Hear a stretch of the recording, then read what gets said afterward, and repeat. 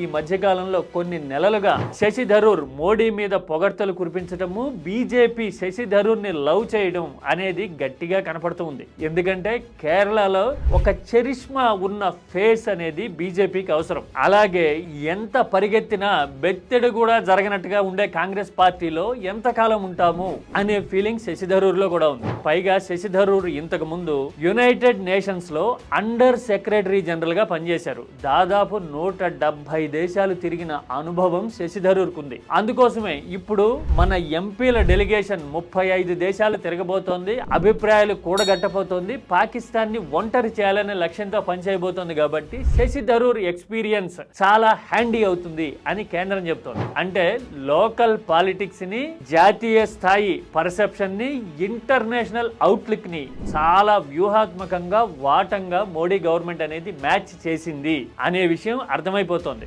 కాంగ్రెస్ చెప్పినా గానీ శశి థరూర్ వెనక్కి తగ్గట్లా. మరి ఇలాంటప్పుడు వాస్తవాలు అర్థమవుతూ ఉన్నప్పుడు గట్స్ ఉంటే గనక కాంగ్రెస్ శశి థరూర్ ని బహిష్కరించాలి. మరి ఇప్పుడున్న పరిస్థితుల్లో అంత సాహసం చేస్తారా అనేది చూడాలి. ఎందుకంటే పంజాబ్ లాంటి చోట్ల పిచ్చి పిచ్చి ప్రయత్నాలు చేసి చేతుల పార్టీ అవకాశాలని దెబ్బతీసుకున్న అనుభవం రీసెంట్ గానే రాహుల్ గాంధీకి వచ్చింది. మరి ఇలాంటి టైంలో శశి థరూర్ విషయంలో ఏం చేస్తారు అనేది చాలా ఇంట్రెస్టింగ్ పాయింట్.